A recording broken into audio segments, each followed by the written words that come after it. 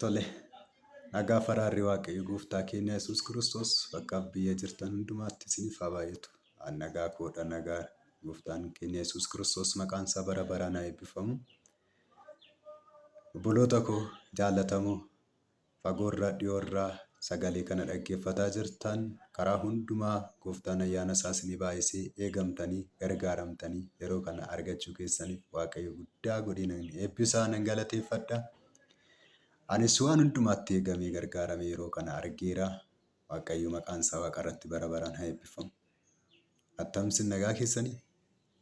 Tole, yeroo darbe waa'ee jaalala Waaqayyo irratti dubbii sagalee Waaqayyo qabadhee isinii dhiyaachuu koo hin yaadatama. Ammas ergaa addaatiin sa'aatii kana wal argine dubbii Waaqayyo qabadhee isinii dhiyaadheera. Dubbii kana dhaggeeffadhaatti eebbifama. Ayyaanni Waaqayyo Gooftaa keenya Yesuus Kiristoos isiniif haa baay'atu. Akkasumas obboloota keessaniif sheer gochuun dagatinaa. Waaqayyo Waaqa irratti lafa irratti karaa hundumaatti waan hundumaatti karaa hundumaa ayyaana isaa baay'isee gargaaree gara gaarii hundumaatti kan nu geessu maqaan isaa bara baraan haa eebbifamu. Dubbii sagalee Waaqayyo irra qabadhee isinii dhiyaadhu humna wangeelaa kan jedhu. Humna wangeelaa. Roomaa boqonnaa 1:16 sagalee Waaqayyo nan dubbisa. Ani wangeelatti hin yeella'u, inni humna Waaqayyo isa warra amantii qaban hundumaa duraan dursee warra Yihuudootaa akkasumas warra Giriikotaa fayyisuudha. Qajeelummaan Waaqayyo namaaf kennu amantii irra hin dhaabata, gara amantiittis nama hin geessa. Kunis wangeela keessatti mul'ata. Akkuma caafamee jiru immoo namni amantiidhaan fuula Waaqayyo duratti qajeelaa ta'ee jireenya dhugaa hin jiraata jedha. Phaawulos kutaa kana keessatti akkas jedha. Ani wangeelatti hin yeella'uudha. Inni humna Waaqayyooti. Sababiin wangeelatti hin yeellaaneef maaliif? Nuti warri Kiristoos Yesuusitti amananne, Yesuusin fayyisaa dhuunfaa keenyaa godhanne wangeelatti yeella'uun nurra hin jiraatu. Lubbuun keenya kan ittiin fayyite, jireenya kan ittiin arganne, du'a keessaa karaan ittiin baane, ifni keenya kan inni ife karaa wangeelaadha. Wangeelli fayyina keenya, wangeelli mo'icha keenya, wangeelli jireenya keenya, wangeelli isaan nama hundumaa Yihuudootas, Giriikotas, Oromoota hundumaa fayyisuudhaaf aboo qabudha. Kanaaf wangeelatti hin yeella'amu. Wangeelatti hin yeella'amu. Phaawulos amantoota warra Roomaatiin akkas jedha. Ani wangeelatti hin yeella'uudha. Sababiin Phaawulos wangeelatti hin yeella'u jedheef sababa qaba ture. Amantoonni yeroo sana bulchiinsa warra Roomaa keessa jiran rakkina garaagaraa, qorumsa garaagaraa isaan irra ga'e irraa kan ka'e. Bulchiinsi warra Roomaa qabiinsa guddaadhaan gadi isaan qaban isaan dhiphisuu irraa kan ka'e. Namoonni baay'een amantii isaanii dhoksaa turan. Namoonni baay'een Kiristoositti amanuu, wangeelatti amanuu isaaniitti baay'ee yeroo isaan itti rakkina keessa, yeroo isaan itti qorumsa keessa galan, yeroo isaan itti amantii isaanii ibsachuudhaaf fedhii dhaban, yeroo isaan itti wangeela isatti amanan kanaaf iddoo dhaban, haala rakkisaa keessa yeroo isaan turanitti bulchiinsi warra Roomaa waan hundumaatiin isaan gadi qabee yeroo isaan rakkise, namoota baay'ee yeroo ajjeesse, namoota baay'ee yeroo balleesse, mana isaanirraa, qabeenya isaanirraa waan qaban hundumaa keessaa gatanii yeroo isaan itti badan, yeroo mana isaaniitti dhaban, yeroo lubbuu isaaniitti dhaban ture. Yeroo kanatti Phaawulos ergamichi gara warra Roomaatti ergaa isaa barreesse keessatti akkas jedhe. An wangeelatti hin yeella'u jedhe. Wangeelli itti yeella'amu, wangeelli itti kan aarsaa ta'anidha. Wangeelli kan itti lubbuu ofii dabarsanii kennanidha. Wangeelli lubbuu namaa isa oolchu, jireenya isa kennu. Wangeelli mootummaa Waaqayyoo jireenya bara baraa kan nutti agarsiisudha. Phaawulos ergaa isaa kanarratti wangeelichi Yesuus Kiristoos akka inni ta'e dubbata. Wangeelichi mataamti isaa Yesuusin akka ta'e. Egaa Yesuusitti yeellaanan Yesuus Kiristoos akkas jedhe. Namni namoota duratti waaqummaa koo anaan nagani, ani immoo abbaa koof ergamoota isaa duratti isa nan ganaan. Hin ganamu wangeelli itti yeella'amu.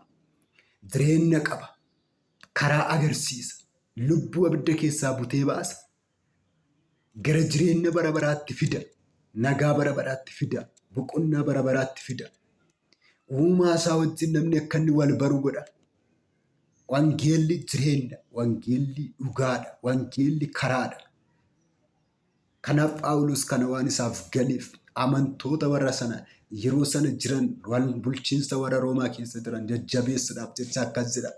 Wangeelatti yeella'udha. Ammam rakkinni yoo cime, ammam gidiraan yoo baay'ate, ammam ari'atamni yoo baay'ate, ammam wantoonni abdii nama kutachiisan jireenya keenya yoo marsan, haalonni abdii nu kutachiisan yoo jiraatan, ammam karaan yoo nutti dukkanaa'e, qilleensi yoo nutti dalgagale, jireenyi yoo nu harkaa bitaache, wangeelatti yeella'uun nurra hin jiraatu. Har'a barramma nu keessa jiraannu kana keessatti yeroo addunyummaan baay'ate, yeroo wanti hundumtuu akka barbaachisetti namni jiraachaa jiru, yeroo namni wangeelaaf iddoo hin qabne, wangeelli akka tasaa akkasumatti ilaalamaa yerootti jiraatu, yerootti qaaniin saalfiin sodaan waaqayyo dhabame, waaqayyoon sodaachuun yerootti dhabame, rakkinni gidiraan addunyummaan kun dhaloota yerootti burjaajesse, yerootti Kiristoos irra wanta kan biyya lafaa caalchifanne keessa jirra. Yeroo kanatti amanaan ija jabaate gooftaa Yesuus isatti hin fayye, Yesuus Kiristoos isatti amanatee jireenya bara bara argate caalchisee an wangeelatti yeella'u jedhee dhaabbatu ta'uun irra jiraata. Rakkinni gidiraan baay'achaa jira, wallaansoon baay'achaa jira, qorumsi biyya lafaa addunyaa kanaa cimaa jira. Garuu wangeelatti yeella'uun nurra hin jiraatu. Wangeelli ittiin yeella'amu. Sababni isaa inni jireenya matsaafota biyya lafaa kana wajjin wal hin madaalu. Dubbii afaan waaqaa keessaa ba'edha. Hafuura waaqayyoon kan barreeffamedha wangeelli. Ergaa waaqaati. Gara jireenyaatti kan nama fidudha. Ergaa misiraachooti wangeelli. Misiraachoodha. Oduu gaariidha. Nama dhaga'eef jireenya kan kennu, nama dhaga'e karaa isaa kan jijjiiru, nama dhaga'e lubbuu isaa boqochiisu kan danda'u. Wangeelli oduu gaarii namni ittiin dhaga'ee fayyuun irra jiraatudha wangeelli. Warri isa dhagaan kan itti fayyan, garbummaa seexanaa bittaa bulchiinsa seexana jalaa kan ittiin ba'anidha wangeelli. Birmadummaa kan labsu, birmadummaa kan kennu, hidhaarra kan jiran, waanjoon irra kan jiru, birmadummaa kan kennudha wangeelli. Wangeela ittiin yeella'amu. Wangeelli ittiin yeella'amu. Abbootiin keenya baay'ee isaanii aarsaatti ta'aniiru wangeelatti. Har'as aniif ati wangeelatti yeella'uun nurra hin jiraatu. Yoo barbaachise aarsaa ta'uuf of qopheessuun nurraa eegama. Lubbuu keenya dabarsinee amma kennutti qophaa'u nurraa eegama. Sababni isaa wangeelli jireenya raadiyaa jeelaa bagabaduu namaa sadii galaba gabaduu namaa. Oduu misiraachoo gaarii kana, ergaa gaarii kana, ergaa fayyina of keessaa qabu, ergaa jireenya of keessaa qabu, ergaa warra badaniif karaa agarsiisu, ergaa warra garbummaa du'aa jalatti, waanjoo du'aa jalatti qabamanii warra jiran birmadummaa baasuu danda'udha wangeelli. Oduu gaarii. Addunyaa kanarra oduuwwan baay'eetu jiru. Oduuwwan baay'een laphee namaa kan cabsan jiru. Jireenya abdii kan kutachiisan jiru.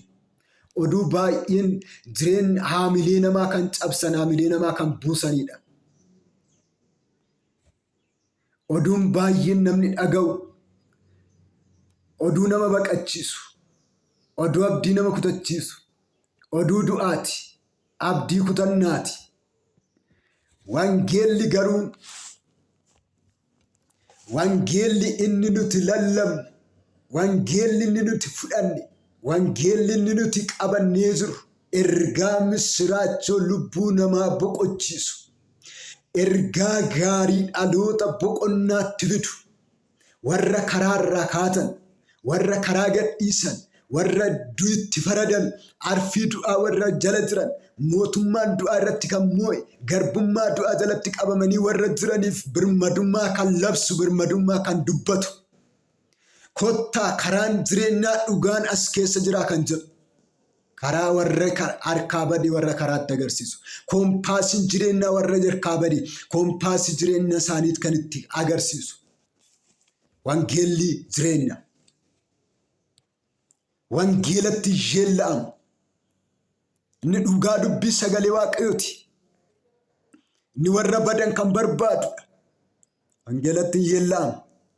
Kanaaf Phaawulos ija jabaatii yeroo namoonni baay'een amantii isaanii dhoksan, yeroo namoonni baay'een abdii kutatan, yeroo namoonni baay'een wangeelatti namanne Kiristoositti namanne jedhanii of dhoksan jiraachuudhaaf jecha waan baay'ee keessa yeroo galan akkas jedhe.